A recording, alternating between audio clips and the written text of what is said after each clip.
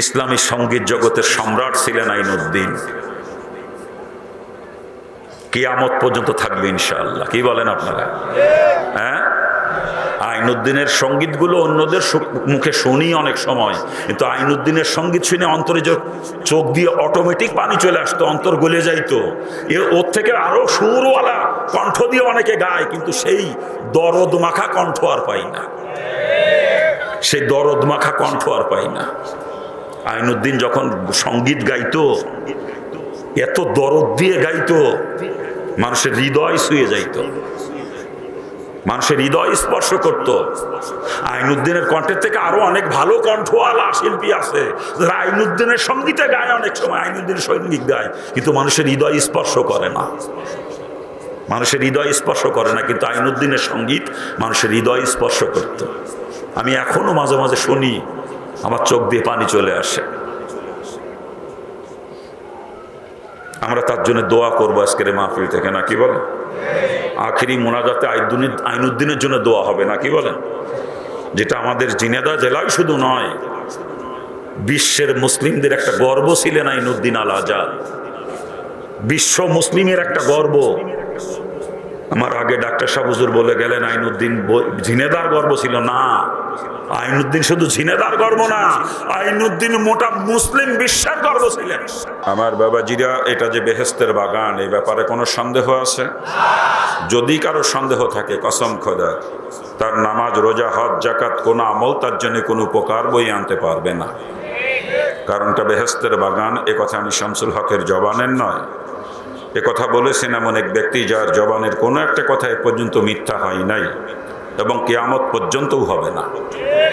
আর সেই মহামানব নবী রুজাহা সৈয়দুল আম্বিয়া নবী মুহাম্মদুর রাসূলুল্লাহ সাল্লাল্লাহু আলাইহি ওয়াসাল্লাম তার পবিত্র জবান দিয়ে বলেন, যতক্ষণ দ্বীনি আলোচনা চলবে ততক্ষণে ময়দান বেহেশতের বাগান। চিৎকার দিয়ে বলেন সুবহানাল্লাহ। আর তাই বাবাজিরা আমার, রসুলের এই কথার উপর যদি কেউ সন্দেহ করে, তার ইমানই থাকবে না। আর ইমান যদি না থাকে, নেক আমল দিয়ে কি লাভ হবে বলেন?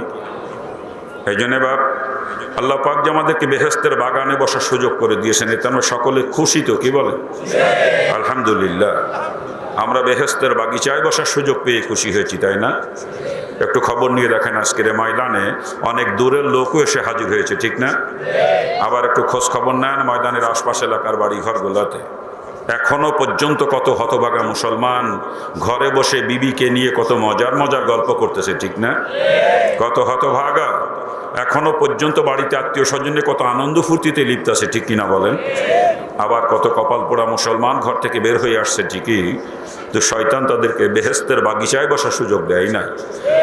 শয়তান তাদের কানে রশি লাগাইয়া রাস্তার উপরে, বাজারের ভিতরে, দোকানের সামনে দিয়ে ঘুরাইতেছে, ঠিক না? আচ্ছা বলেন, কোন মুসলমানের কানে কোরআন হাদিসের আলোচনার আওয়াজ পৌঁছায়, জান্নাতের বাগিচার খবর পৌঁছায়, এরপরেও যদি সে মুসলমান ওই জান্নাতের বাগিচায় উপস্থিত হতে না পারে, তার মতো হতবাগা কপাল পোড়া এ দুনিয়ার জমিন আর কেউ থাকতে পারে?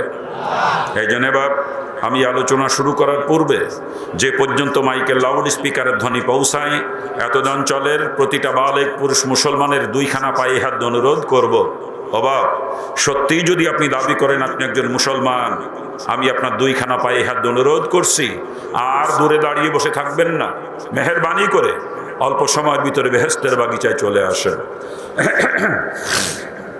বলা যায় না বাপরে, আজকের রাত্রি আমার আপনার জীবনের শেষ রাত্রিও হয়ে যেতে পারে। আজকের দিনের মাঝে কত লোকে দুনিয়া থেকে চির বিদায় নিয়েছে, তার হিসাব নাই। আর আমি আর আপনি যেই রাত্রিতে বিদায় নেব না, এমন কোনো গ্যারান্টি মনে হয় এখনো পর্যন্ত কারো কাছে আসে না। আসছে কোনো গ্যারান্টি বলেন? এই জন্যে বাপ, মালাকুল মউত যে কখন আসবে আর আমার আপনার টুটি টিপে ধরবে, এ খবর কিন্তু দুনিয়ার কারো জানা নাই। আর অন্ধকার কবরে কিন্তু আমাকে আপনাকে একাকীই থাকতে হবে। এ দুনিয়ার বাড়ি গাড়ি, টাকা পয়সা, ধন দৌলত, আত্মীয় স্বজন, বিবি বাচ্চা, কেউ আপনার সঙ্গে কবরে যাবে না বাপ। একটু চিন্তা করেন আপনি ওই কবরের কথা, চিন্তা করে অল্প সময়ের জন্যে যিনি যেখানে যে পরিবেশেই থাকেন না কেন, ওই পরিবেশ থেকে পৃথক হয়ে আসেন একটু বেহেশতের বাগিচায়। আল্লাহ পাক যদি চাহে আজকের বেহেশতের বাগিচায় বসাকে জড়িয়া করে আমার আপনার জীবনের সমস্ত গুনাহ খাতা মাফ করে দিতে পারেন। আমার মা বোনদের কাছে দাবি করবো, মাগো ওমা যদি এখনো পর্যন্ত কোনো বালেক পুরুষ আপনাদের বাড়িতে থাকে মাগো, একটু বলে কয়ে বোঝাইয়া সমঝাইয়া এ বেহেস্তের বাগিচায় পাঠিয়ে দেন। মাগো আপনি যদি চেষ্টা করে একটা লোক এখানে পাঠাইতে পারেন, আর ওই লোকটা এই ময়দানে এসে বসে যতগুলা কথা শুনবে, প্রতিটা কথার বিনিময়ে 1 বছর কবুল নফল ইবাদতের নেকি পাবে। আর মাগো আপনি যে চেষ্টা করে পাঠাইলেন, এই কারণে আপনিও ঘরে বসে থেকে সমপরিমাণ নেকির অধিকারিণী হবেন। আর মাগো ওমা শুধু পুরুষ লোকই মরবে না, মারে আপনাকেও তো কবরে যেতে হবে। আর অন্ধকার কবরে আপনাকেও একাকিনী থাকা লাগবে। আপনার আত্মীয় স্বজন, স্বামী, সন্তান কেউ আপনার সঙ্গে কবরে যাবে না। মা একটু চিন্তা করেন, আপনি ওই কবরের কথা চিন্তা করে অল্প সময়ের জন্যে বাড়ির বালেক পুরুষদেরকে এখানে পাঠিয়ে দিয়ে মাগো আপনি একটু নিরিবিলি একাকিনী এক জায়গায় বসেন, বসে আল্লাহ পাকের কোরআন, রসুলের হাদিসের কিছু কথা আপনি একটু মনোযোগ শ্রবণ করার চেষ্টা করেন। আমার বাবাজিরা, অল্প সময়ের মধ্যে আলোচনা শুরু হবে ইনশাআল্লাহ। আর আলোচনা হবে কোরআনে পাকের থেকে ছোট্ট একটু আয়াতের অংশ তেলাওয়াত করেছি, আল্লাহ পাক তৌফিক দিলে ওর আলোকেই কিছু কথা বলবো। তবে আলোচনার শুরুতে যে দিক নির্দেশনা দিয়ে থাকি আপনারা জানেন, আমি সাধারণত কিচ্ছা কাহিনী আলোচনা করি না, চেষ্টা করি সমাজের মুসলমানের প্রয়োজনীয় কিছু কথা বলার জন্য। দোয়া করেন আল্লাহ পাক যেন আজকে তদ্রূপ কিছু কথা বলার তৌফিক আমাকে দান করেন। আজকে সমাজের মুসলমানের যে সমস্ত রোগ, যে সমস্ত রোগের কারণে আজকে সমাজের মুসলমান ক্রমান্বয়ে জাহান্নামের দিকে ধাবিত হচ্ছে, আমি একটু চেষ্টা করি সমস্ত রোগের ঔষধ দিয়ে মুসলমানকে ওই জাহান্নামের পথ থেকে ফিরিয়ে জান্নাতের পথটা দেখানোর জন্য। আর আগেই বলে রাখি, যখন যে রোগের ঔষধ আমি দেব, রোগটা যদি আপনাদের কারো ভিতরে থাকে তার কিন্তু সহ্য করা কষ্ট হবে, একটু জ্বালাপোড়া করবে। আর জ্বালাপোড়া করার কারণে এটা স্বাভাবিক। রুগীর শরীরে যদি ঘা থাকে, রুগী ডাক্তারের কাছে গেলে ডাক্তার কিন্তু ঘাড় উপরে মলম লাগাবেই, ঠিক না? আর মলম যখন লাগাবে তখন জ্বালাপোড়া করবেই, কি বলেন?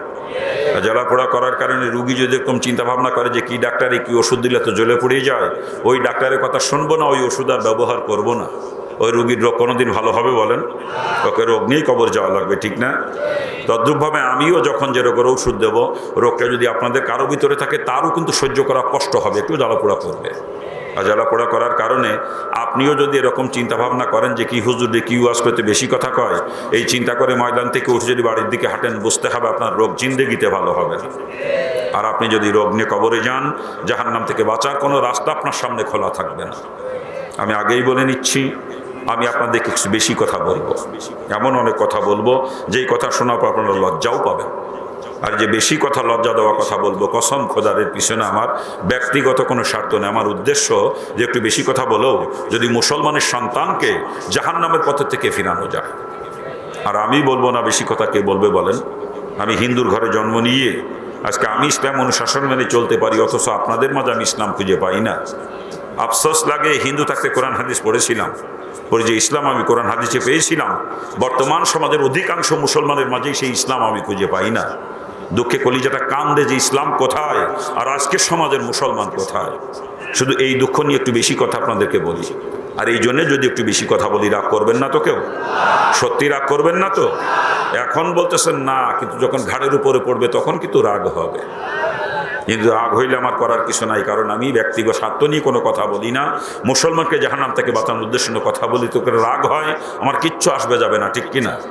বাবাজির একটা জিনিস চিন্তা করতে হবে, ডাক্তার রুগীকে কাটে, চেরে অপারেশন করে, ব্যথা দেয়, এটা কি ডাক্তার নিজের ভালোর জন্য করে নাকি রুগীর ভালোর জন্য করে বলেন তো? তা আপনাদের এলাকার কারোর সঙ্গে তো আমার কোনো শত্রুতা নেই, কি বলেন? কারোর সঙ্গে কোনো আত্মীয়তার বন্ধনও নাই, ঠিক কিনা? অর্থের কোনো লেনদেন কারোর সঙ্গে নাই, জমির আল ঠেলাঠেলি বা জমি ভাগাভাগি নিয়ে কোনো দ্বন্দ্ব ফাসাদও কারোর সাথে নাই, ঠিক না? এরপরও আপনাদেরকে আমি বেশি কথা বলবো, কেন বলবো একটু বিবেক দিয়ে চিন্তা করা লাগবে। আমার নিজের স্বার্থে বলবো না, বা যেন আপনাদের ভালোর জন্যই বলবো। এরপরেও যদি আমার কথায় কারো রাগ হয়, বুঝতে হবে আসলে তার কপাল পড়ছে, ঠিক কিনা? জোরে বলেন। আসেন আলোচনা শুরু করতে যাচ্ছি। যারা এখনো দূরে আছেন, মেহেরবানি করে দ্রুত ময়দানে চলে আসতে হবে। বাজান, আপনি মুসলমানের সন্তান মুসলমান, আর আমি হিন্দুর বাচ্চা মুসলমান। আপনাদের মাঝে আসছি আল্লাহর দিন সম্পর্কে কিছু আলোচনা করবে এই আশা নিয়ে। আর এই জন্য অনুরোধ করব, এলাকার একটা মুসলমানের সন্তানও দূরে থাকবে না। যদি কোনো মুসলমানের সন্তানের কানে আমার মাইকের আওয়াজ পৌঁছায়, আমি আবারও আপনার পায়ে হাত অনুরোধ করছি, মেহেরবানি করে ময়দানে চলে আসতে হবে। আর যদি কেউ বলে যে আমি মুসলমানের সন্তান না, তার না আসলেও চলবে, কথা ঠিক না? কিন্তু কোনো মুসলমানের সন্তান দূরে থাকতে পারবে না, কারণ কোরআন হাদিসের আলোচনার আওয়াজ কানে পৌঁছানোর পরে মুসলমান কখনো দূরে থাকতে পারে না, ঠিক না? হ্যাঁ, অনেক সময় আমার নাম শোনার পরে অনেক হিন্দু ভাইয়েরাও আসেন মাহফিলে। যেহেতু আমি হিন্দু থেকে মুসলমান হয়েছি, তা ওনারাও জানতে চান যে আমি কেন মুসলমান হয়ে গেলাম। তা আজকের মাহফিলে হয়তো বা সেরকম 2-4 জন হিন্দু ভদ্রলোক আসতে পারেন, নাকি বলেন? আর যদি কোনো হিন্দু ভদ্রলোক এসে থাকেন, ওনার জন্য কিন্তু ময়দানে বসতে নিষেধ নাই, কারণ এ ময়দান সকলের জন্য উন্মুক্ত। এ কোরআনে কারিমের ময়দান। আর কোরআনে কারিম শুধু মুসলমানের জন্য নাজিল হয় নাই, কোরআনে কারিম নাজিল হয়েছে সমস্ত মানবতার মুক্তির দিশারি হিসাবে, ঠিক না? হুদাল লিন্নাস, সমস্ত মানুষের হাদি হিসাবে কোরআন নাজিল হয়েছে, নাকি বলেন? এই জন্য কোরআনের ময়দানে বসতে কারোর জন্য নিষেধ নাই। যদি কোনো হিন্দু বন্ধু এসে থাকেন, উনিও বসতে পারবেন এই ময়দানে, কোনো অসুবিধা নাই।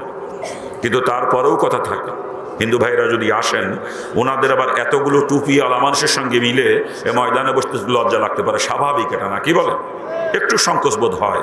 আর ওনারা যদি লজ্জার খাতিরে সংকোচের কারণে দূরে কোথাও দাঁড়িয়ে বসেও থাকেন, রাস্তার উপরে, বাজারের মধ্যে, দোকানের সামনে থাকেন, আমি তাতেও কোনো আপত্তি করব না। কিন্তু কোনো মুসলমানের জন্য এই ময়দানে বসতে কি লজ্জা লাগতে পারে? মুসলমানের জন্য এখানে লজ্জার কিছু আছে? তাই যদি কোনো মুসলমান এখনো পর্যন্ত ময়দান থেকে দূরে কোথাও থাকেন, রাস্তার উপরে, বাজারের মধ্যে, দোকানের সামনে বা আশেপাশের বাড়ি ঘরে যদি কোনো মুসলমান এখনো থেকে থাকেন, আমি আবারও আপনার পায়ে হাত দিয়ে অনুরোধ করছি, মেহেরবানি করে ময়দানে চলে আসতে হবে।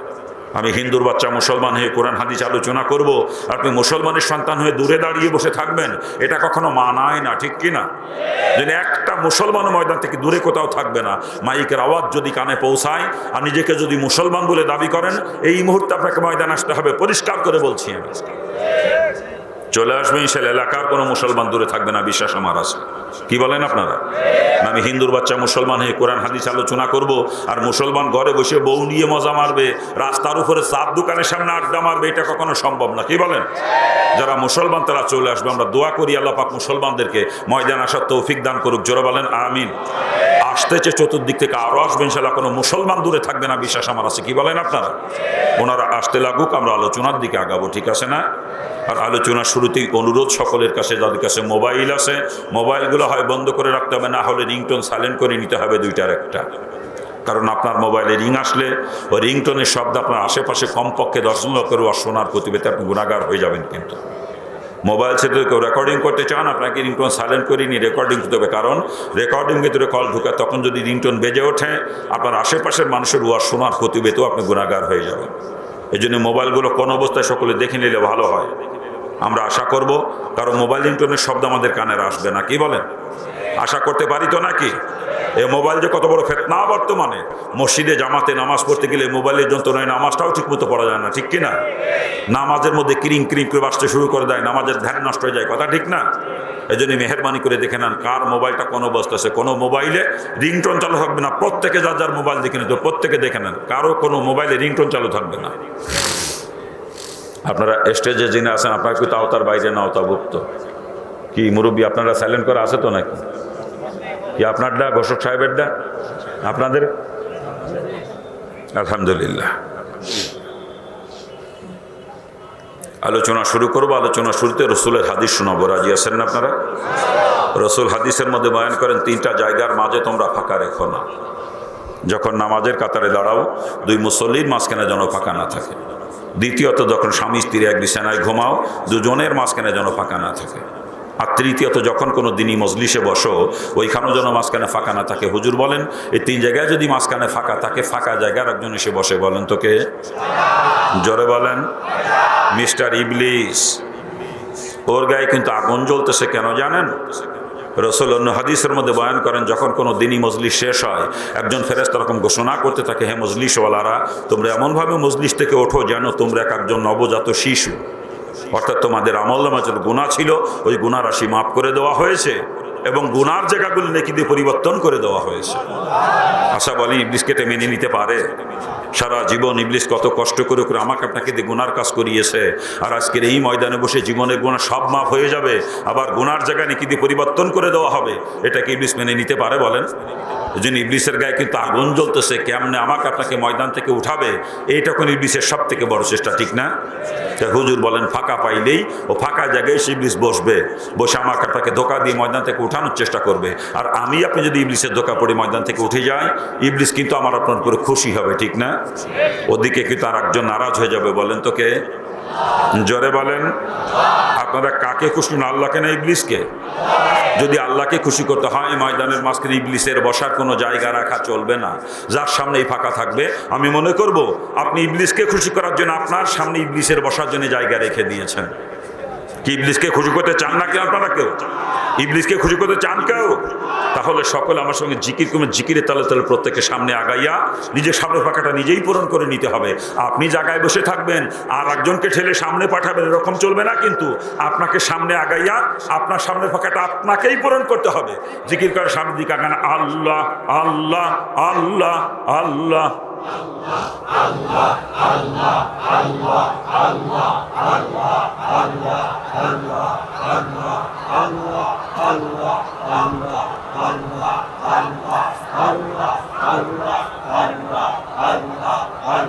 আগান আগান আগান আগান আগান।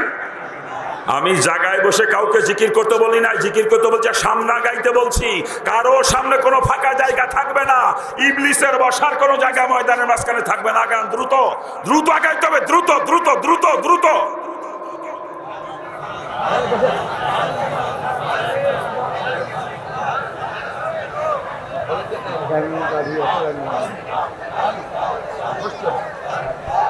আলহামদুলিল্লাহ, অনেকের সামনে এখনো ফাঁকা জায়গা থেকে নড়ে নাই।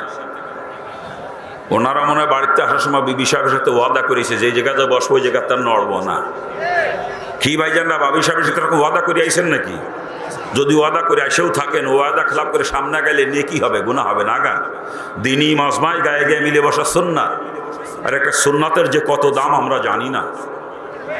এই দুনিয়া যদি কোটিবার বিক্রি করা হয় যত অর্থ হবে, সমস্ত অর্থ সদকা করে দিলে নেকি হবে, তার থেকে একটা সুন্নাতের দাম অনেক বেশি। আসলে সুন্নাতের গুরুত্ব আর মহব্বত আমাদের অন্তরে নাই। সুন্নাতের গুরুত্ব আর মহব্বত যদি আমাদের অন্তরে থাকতো, আমাকে আগায় বসার কথা বলা লাগতো না। আমি নিজের তরফ থেকে সুন্নাতের আমলের নিয়েতে আগায় আগায় গায়ে গায়ে মিলে বসতাম, ঠিক না? আল্লাহ পাক সকলকে সুন্নাতের মহব্বত করা তৌফিক দান করুক। জোরে বলেন আমিন। আরে জোরে বলেন না আমিন।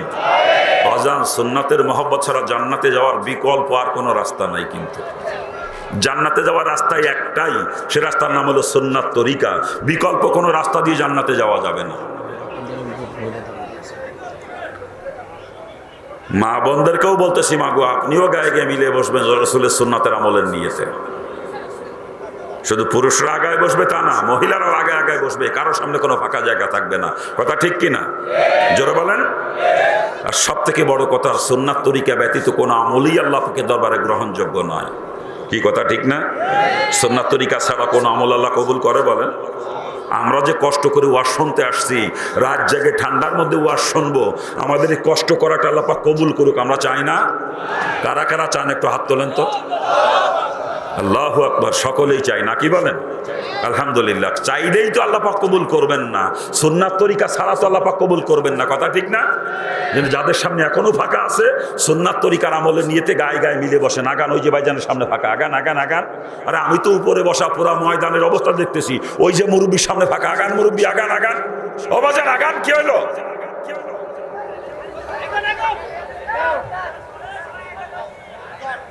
আপনি যদি সুন্নাত তরিকায় বসতেই না পারেন, আপনার কষ্ট করে ওয়াজ শুনে কোনো লাভ নাই, বাড়ি চলে যান। খালি খালি কষ্ট করবেন কি জন্য? আল্লাহ পাক কবুল করবে না তো। সুন্নাত তরিকায় বসতে না পারলে আল্লাহ তাআলা কবুল করবে না। অনেকের সামনে এখনো ফাঁকা জায়গাতে নড়ে না। ওই দেখেন, ওই যে কত ফাঁকা জায়গা আমি দেখতেছি, নড়ে না। ওই যে কোন কাদার মুসলমান? জিনেদ এলাকার মুসলমান তো গাড় তেরা ছিল না। কবে থেকে গাড় তেরা হইলো এরা? জিনেদার মুসলমান তো এত গাড় তেরা ছিল না। আমাকে নড়ালের মুসলমানরা বেলা গাড় তেরা, কিন্তু জিনেদার মুসলমান তত খারাপ ছিল না। এগুলো গাড়ের রগ একটু বেশি হয়ে গেছে বর্তমানে, নাকি? গাড়ের রগ একটা বেশি হয়েছে নাকি বর্তমানে? এখনো নড়ে না, অনেকে জায়গায় বেশি রয়েছে। কোন কায়দার গাড় তেরা?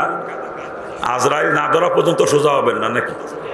ওই দেখেন, ওই যে পিছনে বসে কত ফাঁকা, সামনে দেখেন ওই যে, ওই দেখেন তাকায় দেখেন, ওই দেখেন আমি দেখতেছি এই জায়গা তো, ওই যে ওই দেখেন কত, ওই যে বসে রয়েছে আর নড়ে না মোটে। দেখেন ওই যে, ওই যে ওই জায়গা ফাঁকা, ওই যে ভাইজান পিছনে বসে রয়েছে, ওই দেখেন ওই যে। আলহামদুলিল্লাহ। আল্লাহ পাক সকলকে বোঝার এবং আমলের তৌফিক দান করুক। জোরে বলেন না আমি। জোরে বলেন না আমি। এখন যারা দাঁড়িয়ে আছেন, আপনাদেরকে বসতে হবে, কেউ দাঁড়িয়ে থাকা চলবে না। কেউ দাঁড়িয়ে থাকা যাবে না। ওই যে স্বেচ্ছাসেবকরা যারা ব্যাস গায়ে দিয়ে ঘুরতেছেন, কোট গায়ে দিয়ে, আপনাদেরকেও বসে আলোচনা শুনতে হবে। এখানে এখন স্বেচ্ছাসেবকের কোনো প্রয়োজন নাই আর। এখানে লক্ষ লক্ষ ফেরেশতা স্বেচ্ছাসেবকের দায়িত্ব পালন করতেছে। রসুল বলেন এই মজমাকে ঘিরে আসমান পর্যন্ত ফেরেশতাদের বহর চলে গেছে। এখানে এখন বাড়তি স্বেচ্ছাসেবকের প্রয়োজন নাই, ফেরেশতারাই যথেষ্ট। আপনারাও বসে শুনবেন আলোচনা, বসেন, বসে পড়েন। ওই কোট গায়ে দিয়ে যারা আছেন স্বেচ্ছাসেবকের ব্যাসদারি, আপনাদেরকেও বসে আলোচনা শুনতে হবে, বসেন। নাপিতগিরি বহুত করছেন, এখন নাপিতগিরি করা লাগবে না, বসে পড়েন।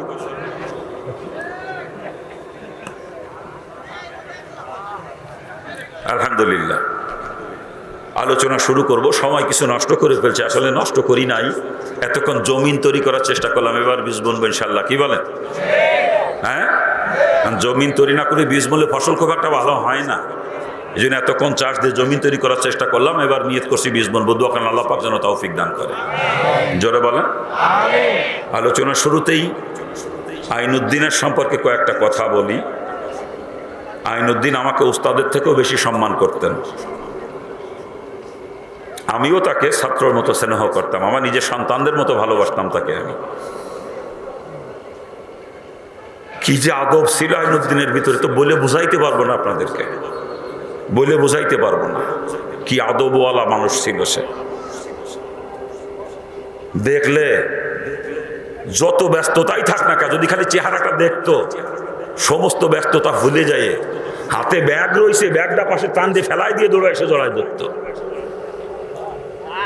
এত সম্মান করতো আমাকে, যেটা বলতে পারবো না আমি। দুজনের এক জায়গায় মাহফিল পড়েছে, যশোর কেশবপুরে। কেশবপুরে এক জায়গায় দুজনের একই স্টেজে একসাথে মাহফিল একদিনে। আইনুদ্দিন আলাদাদের পাগল ছিল তো যুবকরা, নাকি বলে? হ্যাঁ, যুবকরা তার পাগল ছিল না। যুবকে মাঠ ভর্তি, এ তো ছোট্ট একটু মাঠ, অনেক বড় মাঠের থেকে অনেক বড়, কয়েক গুণ বড় মাঠ, কানায় কানায় ভর্তি।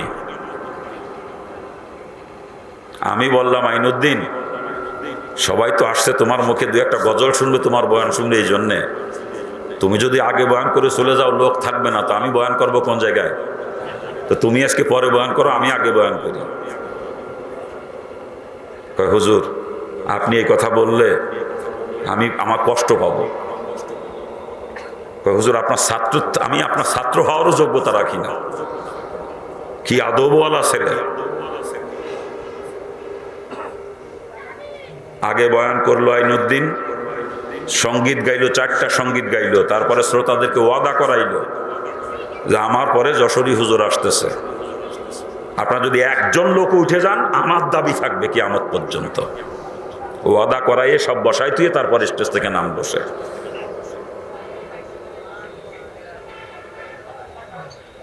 কয়েক জায়গায় তার সঙ্গে একসাথে মাহফিল করছি। অন্যান্য বক্তাদের ভিতরে যে অহংকার ছিল আইনুদ্দিনের ভিতরে, সেই অহংকার আমি কোনোদিন দেখি না। 3 দিন বক্তা হইতে পারে না, অহংকারের ঠেলায় তাদের কাছে যাওয়া যায় না। কিন্তু আইনুদ্দিন ছিল একজন মাটির মানুষ। আল্লাহ পাক তাকে যেরকম জ্ঞান দিয়েছিলেন, তার সঙ্গীতের ভিতরে ঢুকলেই তার জ্ঞানের পরিধি কিছুটা বোঝা যায়। কি বলেন? আমি মাঝে মাঝে আইনুদ্দিনের সঙ্গীতগুলো শুনি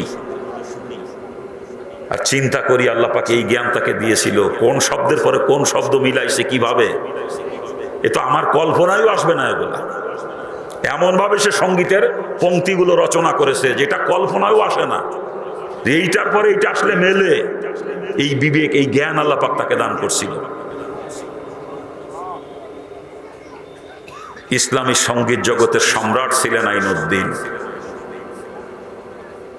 কিয়ামত পর্যন্ত থাকবে ইনশাআল্লাহ। কি বলেন আপনারা? হ্যাঁ, আইনুদ্দিনের সঙ্গীতগুলো অন্যদের মুখে শুনি অনেক সময়, কিন্তু আইনুদ্দিনের সঙ্গীত শুনে অন্তরে যে চোখ দিয়ে অটোমেটিক পানি চলে আসতো, অন্তর গলে যাইতো। ওর থেকে আরো সুরওয়ালা কণ্ঠ দিয়ে অনেকে গায়, কিন্তু সেই দরদ মাখা কণ্ঠ আর পাই না, সেই দরদ মাখা কণ্ঠ আর পাই না। আইনুদ্দিন যখন সঙ্গীত গাইতো, এত দরদ দিয়ে গাইতো, মানুষের হৃদয় ছুঁয়ে যাইতো। মানুষের হৃদয় স্পর্শ করত। আইনুদ্দিনের কণ্ঠের থেকে আরো অনেক ভালো কণ্ঠওয়ালা শিল্পী আছে যারা আইনুদ্দিনের সঙ্গীতে গায়, অনেক সময় আইনুদ্দিনের সঙ্গীত গায়, কিন্তু মানুষের হৃদয় স্পর্শ করে না। মানুষের হৃদয় স্পর্শ করে না, কিন্তু আইনুদ্দিনের সঙ্গীত মানুষের হৃদয় স্পর্শ করত। আমি এখনো মাঝে মাঝে শুনি, আমার চোখ দিয়ে পানি চলে আসে। আমরা তার জন্য দোয়া করবো আজকের মাহফিল থেকে, নাকি বলে? আখিরি মোনাজাতে আইনুদ্দিনের জন্য দোয়া হবে, নাকি বলেন? যেটা আমাদের ঝিনাইদহ জেলায় শুধু নয়, বিশ্বের মুসলিমদের একটা গর্ব ছিলেন আইনুদ্দিন আল আজাদ। বিশ্ব মুসলিমের একটা গর্ব। আমার আগে ডাক্তার সাহেব হুজুর বলে গেলেন আইনুদ্দিন ঝিনাইদহর গর্ব ছিল না। আইনুদ্দিন শুধু ঝিনাইদহর গর্ব না, আইনুদ্দিন মোটা মুসলিম বিশ্বের গর্ব ছিলেন। কি আপনারা কি বলেন এ কথা? হ্যাঁ, আইনুদ্দিনের ভাষা যে সমস্ত দেশের মানুষরা বোঝে নাই, তারাও আইনুদ্দিনের গজল শোনে নিয়মিত, তার কণ্ঠের জাদুতে। কি বলেন? হ্যাঁ, তারা বাংলা ভাষা বোঝে না, কিন্তু তারপরেও আইনুদ্দিনের বাংলা গজলগুলো তারা শোনে, বাংলা সঙ্গীতগুলো শোনে, শুধু আইনুদ্দিনের কণ্ঠের জাদুতে। আমি হজে যে সৌদি আরবে দিয়ে আইনুদ্দিনের গজল বাজতেছে। কি দিয়ে?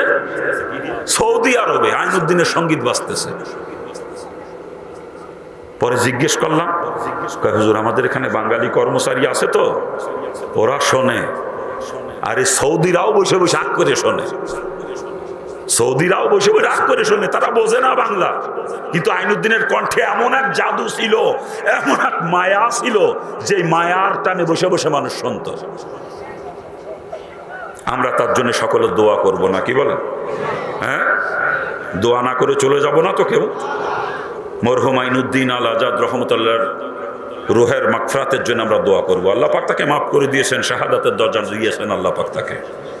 তারপরেও আমরা তার জন্য আরো দোয়া করব, আল্লাহ পাক যেন জান্নাতের মধ্যে তার মাকামকে উচ্চ করে দেন, না কি বলে?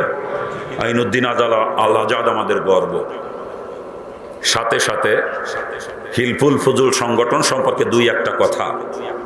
হিলফুল ফুজুল এ সংগঠন গোড়াপত্তন করেছিলেন আমার নবী মুহাম্মদুর রাসূলুল্লাহ সাল্লাল্লাহু আলাইহি ওয়াসাল্লাম। 17 বছর বয়সে হুজুর এই সংগঠন প্রতিষ্ঠা করেছিলেন। 17 বছর বয়সে। কত বয়সে? তখন কি রসুল নবী ছিলেন? তখন কি রসুল নবী ছিলেন? এক কথায় বোঝা যায় যে রসুল হিলফুল ফুজুল সংগঠন করেছিলেন ইসলাম প্রচারের উদ্দেশ্যে নয়। ইসলাম প্রচারের উদ্দেশ্যে নয়, কারণ তখন তিনি নবী হন নাই। এই সংগঠনটি তিনি করেছিলেন সমাজ থেকে সমস্ত অন্যায়কে প্রতিহত করার নিয়তে। সমাজে যত অন্যায় চলতেছে, অনৈতিক কার্যক্রম চলতেছে, এইগুলোকে প্রতিহত করে নৈতিকতাকে প্রতিষ্ঠা করার জন্য রাসূল এই হিলফুল ফুজুল সংগঠন করেছিলেন, ইসলাম প্রচারের উদ্দেশ্যে নয়। জুলুম, নির্যাতন, সমাজে যত অবৈধ কার্যক্রম চলতেছে, মাদক, জুয়া, পরস্পরে রক্তক্ষয়ী যুদ্ধ, শুকনো ঘটনাকে কেন্দ্র করে এই যে যত অনৈতিক কার্যক্রম ছিল সমাজে, এইগুলোকে প্রতিহত করার জন্য রাসূল 17 বছর বয়সে হিলফুল ফুজুল যুব সংগঠন তৈরি করেছিলেন। এটা ইসলাম প্রচারের উদ্দেশ্যে নয়, কারণ তখন নবী ইসলাম পানই নাই, তখন নবী নবুয়তেই পান নাই। আমার কথা বুঝতে পারতেছেন? আজকের হিলফুল ফুজুল সংগঠন যেটা এই ভূপতিপুর, আপনাদেরও দায়িত্ব হবে সমাজ থেকে সমস্ত অনৈতিক কার্যক্রম উৎখাত করার, আন্দোলন করা। কি বলেন? হ্যাঁ, সাথে সাথে দিনই কাজও করব আমরা, কিন্তু আমাদের মূল টার্গেট থাকবে সমাজে যত অনৈতিক কাজ চলতেছে, অসামাজিক কার্যক্রম চলতেছে, এগুলোকে সমাজ থেকে উৎখাত করার দায়িত্ব নিতে হবে এই সংগঠনকে। কি বলেন? আজকে বিয়ের মধ্যে যে যৌতুক প্রথা চলতেছে, এটাকে উৎখাত করার চেষ্টা করতে হবে আপনাদের। আমার এলাকায় কোনো বিয়েতে যৌতুক দেওয়াও হবে না, নেওয়াও হবে না। কি এই সংগঠনের মূল দায়িত্বই কিন্তু এইগুলা। আমাদের সমাজে বিয়ে বাড়িতে ডেক সেট বাজে না, এগুলোকে বন্ধ করতে হবে আপনাদের। শুধু তাই না, আজকে সমাজে জুয়া, সুদ, ব্যভিচার, মাদক সমাজকে গ্রাস করে নিচ্ছে, ঠিক না? এইগুলোর বিরুদ্ধে রুখে দাঁড়াতে হবে যুব সমাজকে, এই হিলফুল ফুজুল সংগঠনকে। এইগুলোর বিরুদ্ধে রুখে দাঁড়িয়ে এগুলোকে সমস্ত অনৈতিক কাজ, যেটা ইসলাম যেটাকে সমর্থন করে না, কোন ধর্মের সমর্থন করে না, এই অনৈতিক কাজগুলোকে সমাজ থেকে উৎখাত করাই হবে আপনাদের মূল লক্ষ্য। সাথে সাথে সমাজে ন্যায় প্রতিষ্ঠা, নাকি বলে? হ্যাঁ, অনৈতিক কাজ উৎখাত করা, ন্যায় প্রতিষ্ঠা করা, সাথে সাথে সমাজের দুস্থ মানুষের সেবায় আপনাদেরকে নিয়োজিত হতে হবে। গরিব মানুষ মেয়ে দিতে পারতেছে, মেয়ে বিয়ে দিতে পারতেছে না, অর্থকড়ি নাই, মেয়ের বিয়ের খরচ গুছাইতে পারতেছে না, আপনাদেরকে ঝাঁপিয়ে পড়তে হবে সেখানে। গরিব মানুষ ডাক্তার দেখাইতে পারতেছে না, ওষুধ খাইতে পারতেছে না, সেখানে ঝাঁপিয়ে পড়তে হবে। গরিব মানুষ ছেলে মেয়ে লেখাপড়ার খরচ গুছাইতে পারতেছে না, সেখানে ঝাঁপিয়ে পড়তে হবে। গরিব মানুষ মারা গেছে, কাফনের কাপড় কিনতে পারতেছে না, কষ্ট হইতেছে, টাকা ধার করে কিনতে হয়, সেখানে ঝাঁপিয়ে পড়তে হবে। এই সমস্ত সমাজে যে সমস্ত অনৈতিক কাজ করতে ওগুলো উৎখাত করতে হবে, সাথে সাথে মানবতার সেবায় নিজেদেরকে নিয়োজিত করতে হবে। এটাই হিলফুল ফজল সংগঠনের মূল লক্ষ্য হবে। কথা ঠিক কিনা? হিলফুল ফজলের যুবকদেরকে বসে শুনতে বলতেছি, কিন্তু এমনি না, আপনাদের অনেক দায়িত্ব। কারণ রসুলের সংগঠনের নামে নাম দিয়েছেন আপনাদের সংগঠনের। রসুল যেই দায়িত্বগুলো নিয়ে এই হিলফুল ফজল সংগঠন করেছিলেন, যেই কাজগুলো করার জন্য, এগুলো আপনাদেরও দায়িত্ব যুবকদের। আর রসুলের সংগঠন করেছিলেন শুধু যুবকদেরকে নিয়েই, এটা যুব সংগঠন ছিল রসুলের। কথা ঠিক কিনা? হ্যাঁ, আল্লাহ পাক এই ভূপতিপুর হিলফুল ফজল যুব সংগঠনকে রসুলের আদর্শে আদর্শিত হয়ে, রসুল যেই উদ্দেশ্য নিয়ে সংগঠন করেছিলেন, সেই উদ্দেশ্য সমাজে বাস্তবায়ন করার তৌফিক দান করুক। জোরে বলেন আমিন। জোরে বলেন না আমিন। আলোচনায় চলে যাব। যারা এখনো দূরে আছেন, মেহেরবানি করে দ্রুত ময়দানে চলে আসতে হবে। রাস্তার উপরে, বাজারের মধ্যে অনেকে এখনো চলাচল করতেছেন। যদি মুসলমান হয়ে থাকেন, এই মুহূর্তে ময়দানে চলে আসতে হবে। যদি হিন্দু হয়ে থাকেন, থাকতে পারবেন রাস্তায় বা বাজারের মধ্যে, আমি আপত্তি করব না। আগেই বলছি, হিন্দুরা দূরে থাকবে, আমার কোনো আপত্তি নাই, কিন্তু মুসলমান একটাও দূরে থাকতে পারবে না। পরিষ্কার কথা আমার, মুসলমান হলে আপনাকে ময়দানে আসতে হবে। আর এরপরেও যারা ময়দানে না আসে, দূরে থাকবে, আমি ধরে নেবো ওগুলো হয়তো বা হিন্দু। কি আপনারা কি বলেন এ কথা? মুসলমানদের পায়ে হাত দিয়ে অনুরোধ করেছি ময়দান আসার জন্য, আর পায়ে হাত দিয়ে অনুরোধ করার পরে তো আর কিছু থাকতে পারে না। কি বলেন? পায়ে হাত দিয়ে অনুরোধ করার পর আর কিছু থাকতে পারে না। আর পায়ে হাত দিয়ে অনুরোধ করার পরে যারা ময়দানে আসতে পারবে না, ওদেরকে মুসলমান বলে ভাবতেও আমার ঘৃণা লাগে। আল্লাহ পাক মুসলমানদেরকে ময়দানে আসার তৌফিক দান করুক। চলে আসবেন ইনশাল্লাহ। মুসলমানরা থাকবে না ইনশাল্লাহ, রাস্তায় বা দোকানের সামনে মুসলমান থাকবে না, মুসলমানরা চলে আসবে। আমরা দোয়া করতে থাকি, না কি বলেন? যারা দাঁড়িয়ে আছেন, বসতে বলেছিলাম, বসতে পারবেন না আপনারা? কি বসতে পারেন না? এত সমস্যা জায়গায় বসতে? হ্যাঁ, আল্লাহ পাক সকলকে বোঝার তৌফিক দান করুন। দাঁড়িয়ে জটলা করতেছেন সামনে দাঁড়িয়ে, কেন? বসেন না ময়দানে, একটু বসেন। বেশি লম্বা আলোচনা করব না, ঠান্ডা প্রচন্ড, আমি তো বুঝি প্রচন্ড ঠান্ডা। আমার গরম লাগতেছে যেহেতু কথা বলতেছি আমি, আপনারা তো কথা বলতেছেন না, আপনাদের শীত লাগতেছে, আমি তো বুঝি। যেন বেশি লম্বা আলোচনা করবো না, একটু মেহরবানি করে বসে পড়েন না। ওই যে দাঁড়িয়ে আছেন আপনারা, বসেন না মেহরবানি করে। কি হইলো, নাকি হিন্দু নাকি? ব্যাপার বুঝতেছি না তো আমি। এই জুব্বা গায়ে দেয়, হিন্দুরা জুব্বা গায়ে দেয় নাকি? টুপি মাথায় দেয়? ওই দেখেন ওই দিক চলে যায়, তাও ময়দানে বসে না। কত বড় কাঠটা হিন্দুর দল! হ্যাঁ, ওগুলো আসলেই হিন্দু মনে হয়। আপনার এলাকায় হিন্দুরা জুব্বা গায়ে দেয় নাকি? হ্যাঁ, হিন্দুরা টুপি মাথায় দেয় আপনার এলাকায়? আমি ময়দানে বসতে বললাম, ওই দিক চলে গেল। কোন কায়দার কাঠটা হিন্দু চিন্তা করেন? ও জুব্বা গায়ে দিয়েই বা লাভটা কি? হ্যাঁ, ও টুপি মাথায় দিয়ে লাভটা কি? তো আসলেই হিন্দু, না হলে তো এই ময়দানে বসতো।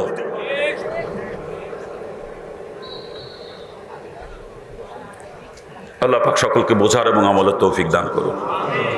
আসেন, আমি কালামে পাকের থেকে আপনাদের সামনে তেলাওয়াত করছি। আল্লাহ পাক পরিষ্কার করে জানিয়েছেন, ওমা খালাকতুল জিন্না ওয়াল ইনসা ইল্লা লিয়াবুদুন। জিন এবং ইনসান, এই দুই জাতিকে আল্লাহ পাক কেন সৃষ্টি করেছেন, সেই উদ্দেশ্য এখানে বয়ান করেছেন, ঠিক না? আমার মাওলা ডাক দেখে, দুনিয়ার মানুষেরা ভালো করে জেনে নাও, এই উদ্দেশ্য তোমার সৃষ্টি করি নাই। তোমরা খানা খাইবে, ঘুমাইবে, পায়খানা প্রস্রাব করবে, এই জন্য তোমাদেরকে সৃষ্টি করা হয় নাই। ব্যবসা করবে, দোকানদারি করবে, কৃষিকাজ করবে, চাকরি করবে, এই উদ্দেশ্য নিয়ে তোমাদেরকে আমি সৃষ্টি করি নাই। রাজনীতি করবে, সংসার করবে, বিবি বাচ্চা নিয়ে আনন্দ ফুর্তি করবে, বরং উদ্দেশ্য তোমাদেরকে সৃষ্টি করা হয়েছে ইল্লা লিয়াবুদুন, একমাত্র আমি আল্লাহর ইবাদত করবে, উদ্দেশ্য তোমাদেরকে সৃষ্টি করা হয়েছে। চিৎকার দিয়ে বলেন সুবহানাল্লাহ। কে বলতেছেন এ কথা? জোরে বলেন। অনেকের মনে প্রশ্ন আসতে পারে, আল্লাহ পাক যদি একমাত্র ইবাদতের জন্য সৃষ্টি করে থাকেন আর 24 ঘন্টা মসজিদে বসে বসে ইবাদতই করতে থাকি, তাহলে দুনিয়ার জিন্দেগি চলবে কি করে? স্বাভাবিক একটা প্রশ্ন, ঠিক না? আসলে ইবাদত যে কাকে বলে বুঝি নাই আমরা বাজার। আমরা মনে করি নামাজ পড়া, রোজা রাখা, হজ করা, যাকাত দেওয়া, দান সদকা করা, কোরআন তেলাওয়াত করা, জিকির আজগার করা, এরকম কিছু কাজ ইবাদত, এরকম ধারণা আমাদের আছে, ঠিক না? এগুলো তো অবশ্যই ইবাদত, কোনো সন্দেহ নাই। কিন্তু শুধু এইগুলাই ইবাদত নয়। একজন মুসলমান তার হায়াতে শুরু থেকে নিয়ে মৌতের আগ মুহূর্ত পর্যন্ত যা কিছু করবে দুনিয়াতে সবই তার ইবাদত হবে, যদি সেটা রাসূলের তরিকায় হয়।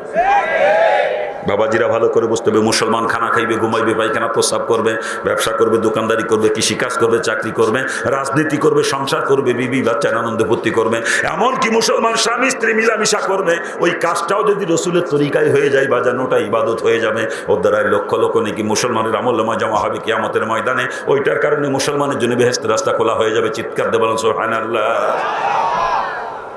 অর্থাৎ যেই কাজের মধ্যে রসুলের তরিকা আছে ওটা রসুলের তরিকায় করলে তখন ইবাদত হবে, আর রসুলের তরিকার খেলাফ যদি হয়ে যায় ওটাই আল্লাহ পাকে নাফরমানি হবে, ঠিক কিনা? একটু উদাহরণ দিলে বুঝতে সহজ হবে। দেব, আমরা দুনিয়ার মধ্যে সব থেকে খারাপ কাজ মনে করি পায়খানা প্রস্রাব করাকে, ঠিক না? এই পায়খানা প্রস্রাব রসুলের তরিকা যদি হয়ে যায় বাজান, পায়খানা প্রস্রাব তখন আর পায়খানা প্রস্রাব তখন ওইটি ইবাদত হয়ে যায়। ওই পায়খানা প্রস্রাবের দ্বারা লক্ষ লক্ষ নাকি মুসলমানের আমলনামা জমা হয় কিয়ামতের ময়দানে। ওই পায়খানা প্রস্রাবই মুসলমানকে জান্নাতে নিয়ে পৌঁছে দেয়। চিৎকার দিয়ে বলেন সুবহানাল্লাহ। পক্ষান্তরে দুনিয়ার মধ্যে সব থেকে বড় ইবাদত মনে করি নামাজকে আমরা, ঠিক কিনা? জোরে বলেন। ও বাজার, নামাজ আমার ততক্ষণ পর্যন্ত ইবাদত হবে যতক্ষণ পর্যন্ত আমার নামাজ রসুলের তরিকায় হবে, ঠিক কিনা? জোরে বলেন। কিন্তু যদি আমার নামাজ রসুলের তরিকার খেলাফ হয়ে যায় তখন নামাজ আর ইবাদত হবে না, নামাজ হয়ে যাবে নাফরমানি। ওই নামাজই আমাকে কিয়ামতের ময়দানে জাহান্নামে নিয়ে পৌঁছে দেবে। চিৎকার দিয়ে বলেন নাউজুবিল্লাহ। কথাটা আবারও ভালো করে স্মরণ রাখতে হবে বাজান, যেই কাজের মধ্যে রসুলের তরিকা সেটা রসুলের তরিকায় করলে তখন ইবাদত হবে, আর রসুলের তরিকার খেলাফ যদি হয়ে যায় ওটাই কিন্তু আল্লাহ পাকের নাফরমানি হবে, ঠিক কিনা? জোরে বলেন। কি জোরে বলেন, ঠিক কিনা? আর একটা কথা স্মরণ রাখতে হবে বাজান, যেই কাজের মধ্যে রসুলের তরিকা নাই, রসুল যেটা কোনোদিন করেন না বা করতে বলেন নাই, ওইটাকে কোনোদিন ইবাদত বানানো সম্ভব না। ওটা হলো ডাইরেক্ট নাফরমানি, মৌসুমটার কাছেও কখনো যাইতে পারে না, ঠিক কিনা? জোরে বলেন। কি জোরে বলেন, ঠিক কিনা? আর একটা কথা স্মরণ রাখতে হবে বাজান, ইবাদতের পরিণতি জান্নাত আর নাফরমানির পরিণতি কিন্তু জাহান্নাম, ঠিক কিনা? জোরে বলেন। আমার আল্লাহ কোরআনে পাকে পরিষ্কার ডাক দিয়ে জানিয়ে দেন, ফামাজ্জামাল মিসকাল হাজারাতিন খায়রু ইয়ারা, যাদা পরিমাণের ইবাদত যদি করো বান্দারে, ওই ইবাদতের বদলে অবশ্যই তোমাকে দেওয়া হবে, তুমি কখনো তার থেকে বঞ্চিত হবে না। চিৎকার দিয়ে বলুন সুবহানাল্লাহ। আমাল মিসকাল হাজারাতিন সারোরা, যাদা পরিমাণ নাফরমানি করো বান্দা, ওই নাফরমানির শাস্তি অবশ্যই তোমাকে ভোগ করা লাগবে, তুমি কখনো তার থেকে নিষ্কৃতি পাইবা না। চিৎকার দিয়ে বলেন নাউজুবিল্লাহ। এই জন্য বাজান, জিন্দেগির কোনো একটা কাজ আমার নাফরমানি না হইয়া যায় সেদিকে সদা সতর্ক দৃষ্টি রেখে আমাকে দুনিয়া চলতে হবে। আমি দুনিয়ার জিন্দেগিতে যা কিছু করবো সব আমার ইবাদত হওয়া লাগবে, কারণ ইবাদতের জন্যই আল্লাহ পাক সৃষ্টি করেছে। ইল্লা লিয়াবুদুন, ইল্লা, একমাত্র ইবাদতের জন্য, অন্য কোনো কাজের জন্য মাওলা সৃষ্টি করে নাই, ঠিক কিনা? অর্থাৎ যা কিছু দুনিয়াতে করব সব কিন্তু ইবাদত হওয়া লাগবে, আর ইবাদত তখনই হবে যখন সেটা রসুলের তরিকায় হবে, ঠিক না? কি জোরে বলেন। আমার পুরা জিন্দেগিটা মাবুদের দরবারে ইবাদত হিসাবে গ্রহণযোগ্য হতে হবে, কারণ মাওলা সৃষ্টি করেছে একমাত্র ইবাদতের জন্য, অন্য কোনো কাজের জন্য মাওলা সৃষ্টি করে নাই, ঠিক না? কি জোরে বলেন। আমরা পায়খানা প্রস্রাব করি না? কি করি কিনা বলেন? পায়খানা প্রস্রাব করার জন্য তো আল্লাহ পাক সৃষ্টি করে নাই, সৃষ্টি করেছে ইল্লা লিয়াবুদুন, একমাত্র ইবাদতের জন্য। এদিকে পায়খানা প্রস্রাব না করলে তো আমাদের চলবে না, বাধ্যতামূলক করা লাগবে, ঠিক না? আর যেহেতু করাই লাগবে বাজান, ওটাকে ইবাদত বানাইয়া করা লাগবে, কারণ মাওলা সৃষ্টি করেছে ইল্লা লিয়াবুদুন, একমাত্র ইবাদতের জন্য। পায়খানা প্রস্রাব করার জন্য মাওলা আমাকে সৃষ্টি করে নাই। আর ইবাদত তখনই হবে যখন পায়খানা প্রস্রাব রসুলের তরিকায় হবে, ঠিক কিনা? ধরে বলেন। কি পায়খানা প্রস্রাবের মধ্যে রসুলের তরিকা নাই? রসুল পায়খানা প্রস্রাব করে নাই? রসুলের তরিকায় পায়খানা প্রস্রাব করে ইবাদত যদি বানাইতে পারেন, আপনার পায়খানা প্রস্রাবের দ্বারা লক্ষ লক্ষ নিকে আপনার আমলনামায় এসে জমা হয়ে যাবে। কিয়ামতের ময়দানে পায়খানা প্রস্রাব আপনাকে জান্নাতে নিয়ে পৌঁছে দেবে। চিৎকার দিয়ে বলেন সুবহানাল্লাহ।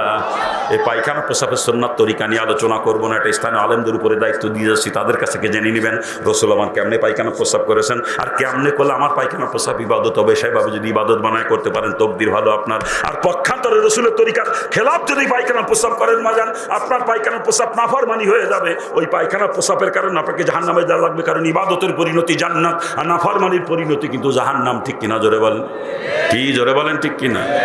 যিনি খুব সতর্ক বাজান, যা কিছু করবো দুনিয়াতে সব ইবাদত হওয়া লাগবে। আর রসুলের তরিকায় হলে ইবাদত হবে, রসুলের তরিকার খেলাফ হলেই নাফরমানি হবে। আর নাফরমানি যাত্রা পরিমাণ হলেও শাস্তির হাত থেকে নিস্তার নাই। কথা ঠিক কিনা? কি ধরে বলেন ঠিক কিনা? মুসলমানের সন্তানেরা পায়খানা প্রস্রাব করে কুত্তার মতো, কুত্তার মতো খাড়ায় খাড়ায় মতে, কুত্তার মতো। যেটা ফাইটে যায় দুঃখে দেখি, আর মনে যে পিছনতে যে বদমাইশের মাজা তুলি লাত্তি মেরে মুতির মধ্যে ফেলাই দিতে পারতাম। হ্যাঁ, আল্লাহ পাক যত জানোয়ার পয়দা করছে দুনিয়াতে, কোন জানোয়ারকে দেখছেন কোনোদিন বসে পায়খানা প্রস্রাব করছে? জানোয়ারের মাজার মধ্যে, হাঁটুর মধ্যে এত সুন্দর কবজা আল্লাহ তাআলা দেয় নাই, ইচ্ছা মতো বসতে উঠতে পারবে। জানোয়ারকে সৃষ্টি করছেন দাঁড়ায় পায়খানা প্রস্রাব করার জন্য, আর মানুষকে মাজার মধ্যে, হাঁটুর মধ্যে যে কবজা দিয়েছেন, মানুষ ইচ্ছা মতো বসতে উঠতে পারে। মানুষকে সৃষ্টি করেছেন বসে পায়খানা প্রস্রাব করার জন্য। আর মানুষ হইয়ে কুত্তার মতো, তাও মুসলমানের বাচ্চা, সাধারণ মানুষ না, হিন্দু বৌদ্ধ খ্রিস্টান না, মুসলমানের বাচ্চা কুত্তার মতো খাড়ায় খাড়ায় মতে। আল্লাহ কয় উলাইকা কালান আম, ওগুলো চতুষ্পদ জানোয়ার। কে বলছে? কে বলছে? উলাইকা হুম শাররুল বারিয়া, ওগুলো সৃষ্টি জগতের সব থেকে নিকৃষ্ট। করে বানাইছি মানুষ ও কুত্তার মতো খাড়ায় খাড়ায় মতে। আল্লাহ কয় না রে, কুত্তার তো আদব আছে, কুত্তা এক ঠ্যাং মোছা করে এক ঠ্যাং মুত লাগে, আর ওরে বানাইছি মানুষ ও দাঁড়াই মুতে দুই ঠ্যাঙই মুত লাগাইলো। আল্লাহ কয় বালহুম আদল, ওটা কুত্তার থেকেও খারাপ, ও শুয়োরের থেকেও নিকৃষ্ট। রাগ করতেছেন? রাগ হয়? কুত্তা কইছি রাগ হয় না? আমি কই নাই, কইছে কেডা?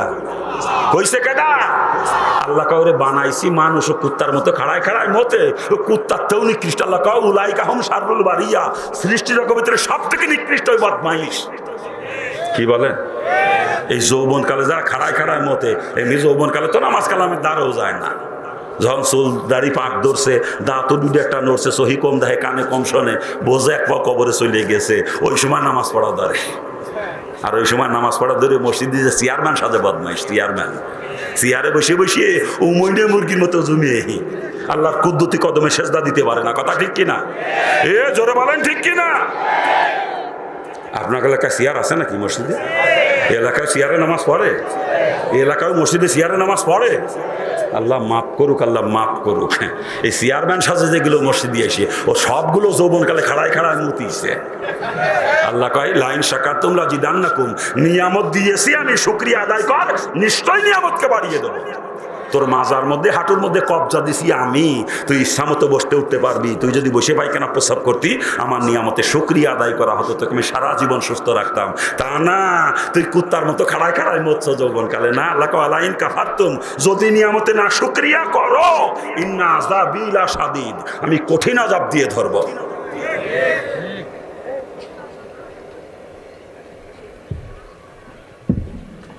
তোর মাজার মধ্যে, হাঁটুর মধ্যে কবজা দিছি বসে পায়খানা প্রস্রাব করার জন্য, তুই বসে পায়খানা প্রস্রাব না করে কুত্তার মতো খাড়ায় খাড়ায় মরছ, আমার নিয়ামতে না শুকরিয়া করছো না।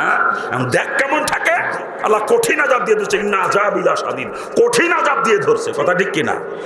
এখন মাজায় ব্যথা, হাঁটু ব্যথা তো উঠতে বসতে পারে না বদমাইশ। যৌবনকাল যখন খাড়ায় খাড়ায় মরতে, তখন মনে ছিল না যে আমি মানুষ? আমি তো কুত্তা না, আমি তো মানুষ। আমি কি করে কুত্তার মতো নির্লজ্জের মতো দাঁড়ায় দাঁড়ায় প্রস্রাব করি? ওই সময় মনে পড়িনি? আল্লাহ পাক আমাদেরকে হেফাজত করুক। আরে জোরে কর না। মাজার মধ্যে, হাঁটুর মধ্যে আল্লাহ খালা কবজা দেছে, কবজার মধ্যে গিরিশ দিয়ে দিছে। গিরিশ, গিরিশ না দিলে কি কবজা খেলে? কবজা খেলে? আল্লাহ হাঁটুর মধ্যে এই কবজা প্রত্যেকটা জোড়ায় জোড়ায়, প্রত্যেকটা কবজার ভিতরে গিরিশ দিয়ে দিয়েছে, ক্যালসিয়াম, লালা। কি কান? গিরিশ ছাড়া কোনো কবজা খেলে না বাজা।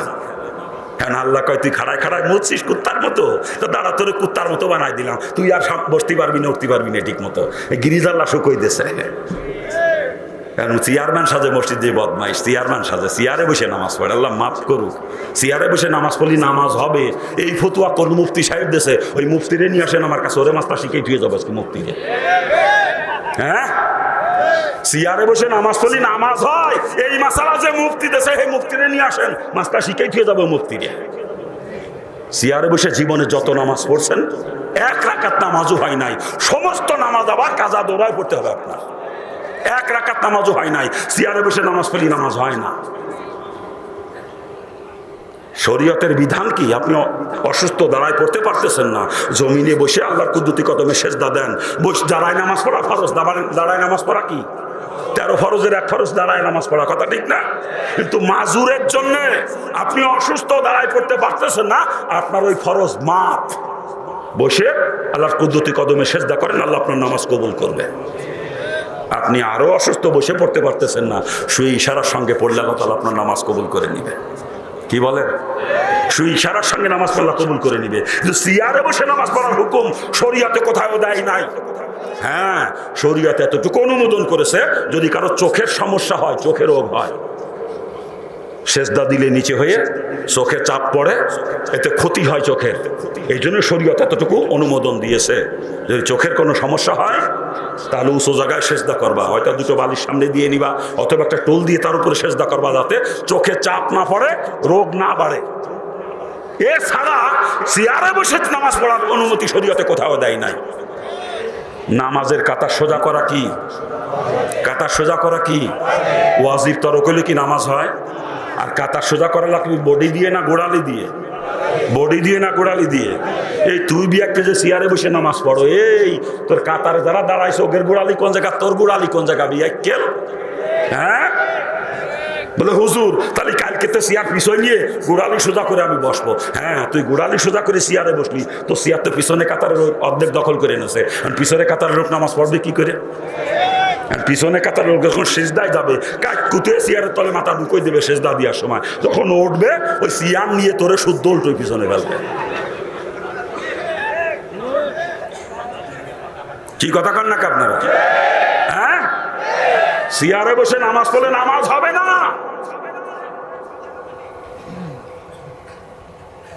আল্লাহ পাক সকলকে বোঝার তৌফিক দান করুন।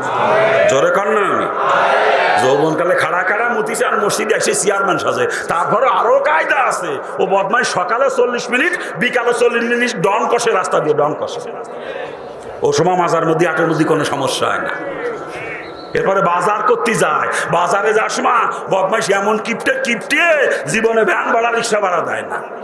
আইটি বাজারে যায়, বাজার করিছে, আলু কিনিছে, তরি তরকারি কিনিছে, মাছ গোস্ত সব কিনিছে, ব্যাগের ওজন হিসেবে 32 কেজি। ওই 32 কেজি ওজনের ব্যাগ হাতে করিয়ে আইটিয়ে চলে আসে, ভ্যান ভাড়া রিক্সা ভাড়া দেয় না। ও সময় মাজার মধ্যে হাটের মধ্যে কোনো সমস্যাই নাই।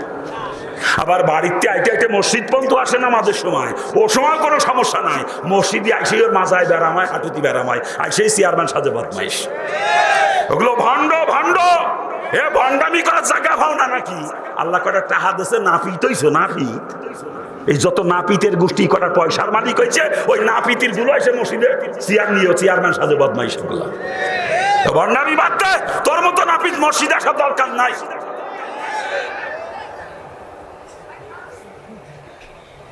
খারাপ লাগে নাকি? খারাপ লাগে বাজা। হ্যাঁ, চেয়ারে বসে তাও তো পড়ে, আর বর্তমান তো অধিকাংশ মুসলমান নামাজই পড়ে না। কি কথা ঠিক না? ওরা তো তাও চেয়ারে বসে পড়ে, ভণ্ডামি করুক যাই করুক পড়ে, কিন্তু অধিকাংশ মুসলমান তো নামাজই পড়ে না। বর্তমান শতকরা 95 জন বেনামাজ, আর 5% নামাজ পড়ে কিনা ঠিক মতো তাও সন্দেহ লাগে। আপনাদের এলাকা জরিপ করে, শতকরা 5 জনও মনে হয় ঠিক মতো নামাজ পড়ে না, আর 95% বেনামাজি। কথা ঠিক না? এ জোরে কান ঠিক কিনা? আবার ওগের ওয়াজের গুতলা দেখা, হুজুর নামাজ না পড়লে আমি ইমান ঠিক আছে, মানে ইমান যেন পৈতৃক সম্পত্তির একটা বাপ আর কি, নামাজ না পড়লে ওটা ঠিক থাকে। অথচ রসুল কইল, বুখারী মুসলিমের হাদিস, বাল ফারকু বাইনাল আবদি ওয়াল কুফরি তারকুস সালাহ।